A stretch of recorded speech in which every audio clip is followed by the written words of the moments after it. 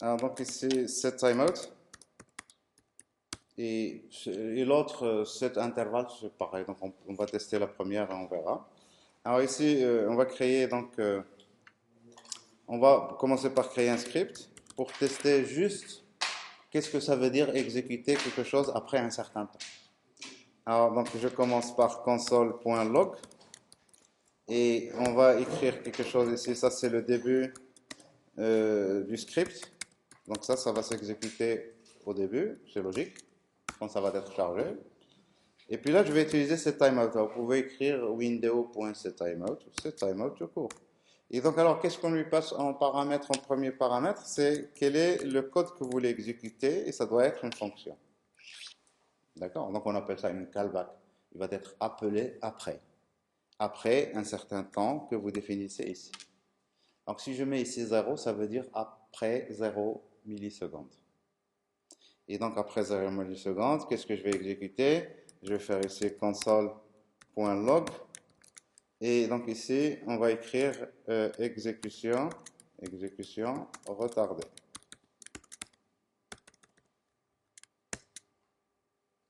Voilà. Après, donc, si on veut, donc, je peux copier ça.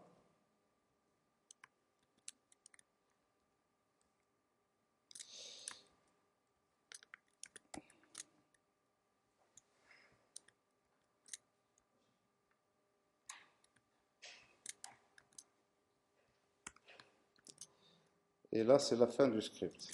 Fin du script. Et on va tester. Alors, vous imaginez, donc, je pense que vous imaginez qu'est-ce qu'on va voir au niveau de la console. On va voir trois logs. Vous les voyez ici. Alors, début du script, fin du script, exécution retardée. Alors, je reviens le code ici. J'ai fait ça, ça c'est la première. C'est logique, c'est la première qui s'est exécutée. Et après, je lui dis, après 0 secondes, exécute-moi ça. Et après, je lui dis, ici, fin du script. Et qu'est-ce qu'on remarque? Après exécution, début du script, fin du script, ça veut dire ça s'est exécuté avant ça. Vous comprenez comment ça se fait? Enfin, comment ça se passe déjà? Ça se passe comme ça. Alors, même si vous lui dites donc alors 0, il ne faut pas s'attendre que ça va s'exécuter instantanément. Et là, vous pouvez même faire ça plusieurs fois. Et vous allez voir que ici, exécution retardée. Même si je lui dis 0 secondes, 0 millisecondes.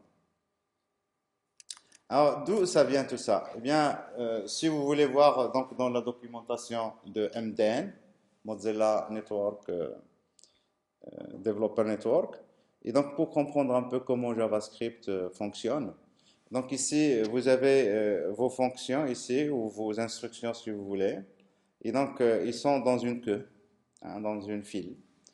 Et donc ici, vous avez la pile, le stake, la pile. Et alors, quand une instruction arrive ici, il s'agit d'une fonction, par exemple, pour nous ici, set timeout. Quand cette timeout arrive ici, elle va être exécutée. Mais ce qui s'exécute, c'est la fonction. C'est set timeout. Et qu'est-ce qu'elle va faire? Eh bien, elle va envoyer ça donc vers une API du navigateur qui, elle, après 0 seconde, il va prendre la fonction et va le mettre à la fin de la file. Ce qui fait les autres, ils vont s'exécuter avant elle. C'est comme ça que ça se passe. D'accord? Voilà, donc si je prends le code que j'ai mis ici, CTRL-C, on a un simulateur, je pense que je l'ai ici, un simulateur qui permet de montrer un peu ça. Là, ici, vous avez la call stake, et là, vous avez la queue, hein, la file. Et donc ici, je peux exécuter ça ici. Vous allez voir un peu comment ça se fait ici. Au fur et à mesure. Vous voyez la fonction anonyme, il est venu ici, il va attendre la fin de tout ça pour qu'elle s'exécute. C'est après qu'elle s'exécute. Donc on peut faire des simulations. Vous pouvez prendre n'importe quel code et le simuler. D'accord? Alors donc voilà, alors ça c'est vraiment important. Maintenant, quand vous créez, donc je fasse un peu tout ça. Euh, quand est-ce qu'on va nous avoir besoin de ça? C'est en général pour retarder Si je mets 0, ça veut dire je sais que mon truc va on va dire, il va s'exécuter de manière asynchrone. Et il sort la file, si vous voulez, il va venir à la fin de la queue. Et donc ça vous permet d'exécuter plusieurs choses, de les lancer en même temps. Et l'intérêt, c'est que ici, le code que vous mettez juste après va s'exécuter. On ne va pas attendre l'exécution de ça. Quel que soit ce que vous avez mis ici. On ne va pas attendre à la fin pour exécuter la suite. Et alors, donc ici, un exemple d'utilisation de ça, la plupart du temps, vous allez mettre ici une valeur. Par exemple, là, c'est après une seconde. Et donc ici, après une seconde, c'est clair que quand je vais exécuter ici, quand je vais actualiser, on va voir attendre une seconde pour que ça s'exécute. Alors, une seconde, c'est très rapide aussi. Donc, je vais mettre 3 secondes. Là, on va le sentir. Et donc ici, il faut attendre un petit chouïa pour que ça s'exécute. D'accord? Alors, si vous mettez au lieu de cette timeout, si vous mettez ici maintenant set intervalle, c'est la même chose. CTRL S. Et là, j'actualise. Et après 3 secondes, on va voir ça. Et j'attends après encore 3 secondes et ça va s'exécuter. Vous voyez ici 2, 3, 4. Vous voyez? Alors, si vous voulez voir ce que ça fait, donc on peut ajouter ici plus i et on va mettre plus i plus plus. Et je vais déclarer ici une variable var i égale 0. Et donc à chaque fois, il va ajouter donc la valeur, et donc ça va être à chaque fois une nouvelle valeur, une nouvelle ligne ici au niveau de la console. Exécution retardée 0, exécution retardée, etc. D'accord? Alors, exemple maintenant d'utilisation de ça. Et ici, si je retarde ici d'une seconde, je peux à chaque seconde afficher l'heure, par exemple. D'accord? Donc, si je veux afficher l'heure, donc je vais afficher l'heure. L'heure, c'est date. Hein. Et donc ici, alors, on va juste l'afficher au niveau de la console. Console.log. Et donc ici, l'heure, c'est new date, tout simplement. Et donc, ça va afficher l'heure universelle. Et donc, on va arrêter ça. Et donc, chaque seconde, ça va m'afficher l'heure. Alors, si vous affichez ça dans une zone de texte ou dans une div, ça va vous effacez l'ancienne valeur et vous affichez la nouvelle valeur. Ici, le format, vous pouvez utiliser le format que vous voulez. Alors, je vais arrêter mon script ici avec, oui, cet intervalle, c'est mauvais ça. Alors, on va ajouter maintenant un événement. Alors, je vais mettre un bouton. Et dans ce bouton, on va exécuter un script. Comme ça, on va reprendre un peu les événements en clic. Hein. On clique. Quand je clique sur ce bouton, je vais faire ici, donc pour effacer, on avait dit c'était clear intervalle. C'était clear intervalle. Alors clear, je vais appeler ça clear tout simplement. Clear i comme clear intervalle. Je vais appeler cette fonction. Alors on déclare notre fonction, on va la créer ici, function. Et donc elle s'appelle clear i. Et qu'est-ce qu'elle va faire? Eh bien, elle va arrêter. Quand je vais cliquer sur le bouton, ça ne va plus s'incrémenter. Enfin, ça ne va plus afficher l'heure. Eh bien, pour pouvoir faire ça, eh bien, il faut récupérer ce que la fonction cet intervalle retourne. Et donc ici, var, je vais appeler ça donc si comme cet intervalle. Et donc, clear intervalle ici, ben, il faudrait que je fasse. Et donc ici, j'appelle clear intervalle. Et je lui passe la variable ici si. Alors je récapitule, j'ai créé un bouton ici, je vais appeler ça effacer ou arrêter, hein, donc arrêter de m'afficher l'heure, d'accord? Donc quand je clique sur ça, je vais appeler la fonction clear. Et qu'est-ce qu'elle fait la fonction clear? Tout simplement, elle appelle la fonction clear interval, qui est l'opposé de ça. Il va arrêter le timer. Et donc alors si j'exécute ici, donc j'efface, je réexécute. Et donc, on va voir chaque seconde l'heure ici. Quand je clique ici, ça devrait s'arrêter. C'est bon? Et donc, on a fait maintenant pour cet intervalle. On peut le faire de la même manière pour cette timeout. Et donc, il faut comprendre que pour cette timeout, ici, quand vous donnez une seconde, c'est très rapide. Mais des fois, on peut donner après 3 minutes, faites ceci. Et donc, avant ces 3 minutes, que ces 3 minutes s'écoulent, vous pouvez décider de ne plus faire ce que vous avez, ce que vous vouliez faire. D'accord? On fait un exemple concret maintenant. Alors, exemple concret. Imaginez, je veux ici avoir, par exemple, une balise, une div par exemple, et je veux la faire déplacer horizontalement. Comment pourrait-on faire? C'est quoi déplacer un objet? Faire une animation. Ça veut dire quoi déplacer? Est-ce qu'on va faire une boucle pour ça? Si vous faites une boucle, vous allez déjà, ça va être très rapide, et en plus de ça, vous allez bloquer. Donc, nous, on ne doit pas bloquer. Et donc, ici, donc, on va dire à intervalle de temps régulier, je vais déplacer la position de mon élément, c'est left par exemple. D'accord? Alors, donc, j'efface tout ça. Hein. J'efface tout ça pour qu'on ait hein, donc, de l'espace, pour qu'on ne voit que notre exemple. Alors, je vais créer donc une div, tout simplement. Je l'appelle box. Et ma div n'a rien. Donc, alors, c'est pas ici. Oui, je suis dans body. Alors, j'ai mon head après mon body. C'est quoi ça? C'est quoi ma page ici? J'ai une page inversée. Je ne sais pas depuis quand, mais donc CTRL X, ça doit être ici. Ah, j'ai les pieds, enfin j'ai la tête en bas, c'est mieux. CTRL S.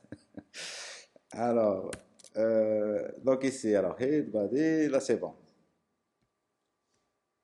Alors ici, donc je veux faire bouger la box ici. Donc pour voir déjà la box, parce qu'il s'agit d'une div, si j'actualise ici, on va rien voir. Hein. Donc une div n'a pas d'apparence. Donc on va la styliser pour qu'on la voit. Et donc c'est dièse box. Et je vais lui donner une largeur et une hauteur. Donc width 2.40 pixels, point virgule, high 40 pixels. Et puis, on va lui donner un background. Et donc, je vais mettre du rouge pour qu'on la voit bien. Et puis, puisqu'on veut la faire bouger, souvenez-vous, pour faire bouger un élément, il faut qu'il soit en position absolue, relative, fixée, etc. Donc ici, je vais mettre relative. Position, relative. Voilà. Donc alors maintenant, si j'affiche ici, on va voir une petite boîte, s'il veut bien. Donc ici, box, ID box. Là, le red ici, pourquoi il n'a pas... Ah oui, donc ici c'est red tout simplement. J'actualise. Voilà ma boîte. D'accord? Alors maintenant, je veux faire bouger ma boîte. Donc on va créer, alors nous, ici dans notre script, on va créer une fonction, function, et qu'on va appeler. Donc je vais appeler ma fonction move, et je vais lui donner quel élément je veux bouger. Je vais lui donner l'ID de l'élément que je veux bouger. Ici, c'est la box. D'accord? Et puis, on va créer donc notre fonction. Et après, on va appeler notre fonction. Comme ça, on va lui dire move. Et je vais lui donner l'élément que je veux bouger ici. C'est la box. L'ID de l'élément que je veux bouger. OK? Donc, c'est comme ça qu'on va appeler la fonction. Maintenant, créons la fonction. Alors, au niveau de notre fonction, qu'est-ce qu'on va faire? Eh bien, on a dit à intervalle de temps régulier, je vais faire bouger mon élément. Donc ici, il faudrait savoir certains paramètres. Donc je déclare certains paramètres et on les. Donc déjà ici, je peux récupérer l'élément que je veux bouger. Hein. Je vais l'appeler B égale document point get element by id si vous voulez, get element by id de ici id.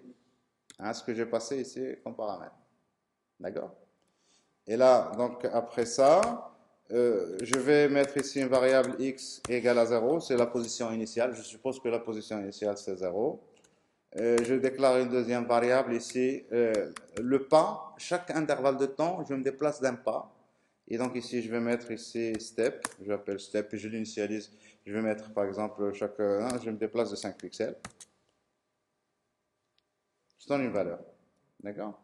Alors maintenant, pour se déplacer, alors si je mets juste comme ça ce timeout une seule fois, bah, il faudrait que je fasse une boucle. Alors, ce n'est pas une boucle qu'on doit faire ici, donc il faudrait qu'on utilise un peu cet aspect de récursivité. Et donc l'aspect de récursivité, on définit une fonction. Alors ici encore, pour les fonctions, ça c'est peut-être nouveau pour vous. Ah, je suis en train de définir une fonction à l'intérieur de notre fonction. Et donc ma fonction ici, je lui donne un nom, je l'appelle move suivant x. C'est une autre fonction interne, move suivant x. Et qu'est-ce qu'elle va faire cette fonction? Eh bien, il va calculer la nouvelle valeur de x, et donc c'est plus égal step. Donc il va définir la nouvelle position. Et puis après, il va dire ici set timeout. Et ici, qu'est-ce qu'on va faire dans cette fonction? Eh bien, c'est là, c'est dans cette timeout qu'on va faire bouger. Et ici, donc, je définis une fonction. Et après ma fonction ici, on va mettre dans un premier temps 10 millisecondes. À chaque 10 millisecondes, je me déplace. Et alors, donc ici, qu'est-ce que je vais mettre dans ma fonction ici, dans cette timeout? La fonction qui sera exécutée après 10 millisecondes. Après 10 millisecondes, qu'est-ce que je vais faire? Eh bien, je vais faire bouger mon objet ici, c'est B. Alors, pour le faire bouger, c'est B.style.left. Vous êtes d'accord avec ça? Égale x plus x. Je lui donne une nouvelle valeur. Mais ici, si je sors ici, ben, il faudrait que je fasse ça encore une fois et encore une fois. Et là, je suis dans cette timeout. Eh bien, qu'est-ce que je vais faire ici, après ça? Eh bien, je vais ici, alors, je vais appeler moveX encore une fois. Et donc, j'appelle moveX. Vous voyez l'aspect récursif ici? Mais je ne l'appelle qu'après 10 millisecondes. C'est ça le truc. Je ne l'appelle qu'après 10 millisecondes. Mais à un moment donné, il faudrait que je m'arrête. Et donc ici, si j'appelle moveX, ça va bouger infiniment. Donc ici, le moveX, je ne devrais pas l'appeler si je dépasse la largeur de ma fenêtre. Et donc ici, on fait un test. Est-ce qu'on n'a pas dépassé la largeur de la fenêtre? Est-ce que x est inférieur à window, la fenêtre, point inner width? Ça, c'est la largeur de la fenêtre. La largeur, c'est-à-dire cette distance ici. D'accord? Alors, si x est inférieur, à ce moment-là, j'appelle moveX. Sinon, ben, je sors et donc le mouvement va s'arrêter. OK? Alors, ici, bien sûr, donc ici, j'ai créé la fonction moveX ici à l'intérieur. OK? Eh bien, la fonction il sera chargée, mais elle n'est pas encore exécutée. Mais il faut qu'elle soit exécutée. Donc ici, moveX. Je l'exécute une fois. Quand ici j'appelle la fonction move, ici manque un E. Quand j'appelle ici la fonction move, je vais avoir ça qui va s'exécuter. La fonction va être chargée. Et là, j'appelle cette fonction. Je l'appelle une première fois. Et qu'est-ce qu'elle va faire? Elle va programmer que cette fonction va s'exécuter après 10 millisecondes. Qu'est-ce qu'il y a dans cette fonction? Après 10 millisecondes, je déplace. D'accord? Et si la largeur est inférieure à la limite, je programme encore une deuxième fois après 10 millisecondes. Et chaque 10 millisecondes, donc je me déplace. On teste? Alors j'espère que ça va bouger. Oui, ça bouge. Vous avez vu? Alors ici, donc si vous avez à un moment donné pensé à faire bouger des choses, vous ne pouvez pas les faire bouger si vous ne faites pas comme ça. Si vous n'utilisez pas cet timer ou cet intervalle. Et donc ici, alors pourquoi l'objet disparaît ici? C'est parce que la condition ici, je fais x est inférieur à moins 8 et mon objet il a 40 pixels. Donc si je mets ici par exemple moins 60, donc on ne va pas sortir de... On va s'arrêter après. D'accord? Alors si je veux maintenant qu'il se déplace aussi verticalement, en même temps. Donc on copie ça, la fonction ici. On copie tout ça, CTRL-C. Et on va remplacer x par y. Donc, je remplace ici x par y. Et là, je vais déclarer une variable y, petit y. Et là, petit y. Et là, au lieu de left, ça va être top. Et ici, je fais si y est inférieur, donc ici c'est inner high. Et là, c'est move y. Et ici, voilà, voilà, voilà. Et là, j'appelle move y. Et ici, je dois déclarer la variable aussi y. Donc y, je l'initialise à 0. Voilà. CTRL S. Et donc là, ça va aller à 45 degrés. On peut continuer, hein? Donc je peux la faire descendre et puis ici, il peut rebondir, si on veut faire ça très rapidement. Ah, c'est la même chose. Mais ici, donc, alors, si je fais ça uniquement suivant x, juste suivant x, donc ici, je vais commenter ça, ce que je viens d'ajouter ici. Je commente tout ça. Et donc, donc ici, pour moi, je veux que quand elle arrive ici, elle revienne. Et il va faire un va-et-vient indéfiniment. Et donc, alors ici, il va falloir que je change le sens. D'accord? Le sens. Et alors, qu'est-ce que je fais ici à l'intérieur de ça? Je fais à chaque tour de boucle, je fais x plus égal. Mais quand j'arrive à la fin, il faudrait que je fasse moins. Et donc ici, le plus égal, je vais multiplier ça par une variable que j'appelle ici sens x. Et cette variable, elle va être soit 1, soit moins 1. Ça dépend du sens. Et comment on va faire? Donc ici, donc je déclare aussi la variable sens x égale 1. Au début, on va y aller dans le sens positif. Au début, mais le test qu'on fait ici maintenant. Alors ici, si x est inférieur à inner width, donc ici maintenant, il faudrait qu'on fasse l'inverse ici. Si x est supérieur, regardez, est supérieur ou égal à inner width, ou x est inférieur à 0. Alors, si x est supérieur à la largeur, j'inverse, ou x est inférieur à 0, j'inverse le sens. Et c'est quoi inverser le sens? C'est quoi inverser le sens? C'est sens x égale moins sens x, tout simplement. Et ici, move, il n'est plus dans le if ici. Je bouge tout le temps. Et donc, CTRL S, si je teste ça, ah, il est parti, hein. Donc ça n'a pas marché. Il y a quelque chose qui ne va pas ici. Il y a sens, là, c'est pas sens ça. CTRL S, et il est parti, hein. Il est pas, et encore, voilà, ça marche. Et donc, si on fait le même principe pour Y, eh bien, ça va rebondir dans chaque fois que ça touche le bord, ça rebondit avec un angle, etc. C'est bon? Donc, voilà pour ce timeout. J'espère que vous avez pigé le principe. Ça marche pas? Ouais, c'est bien. C'est bien.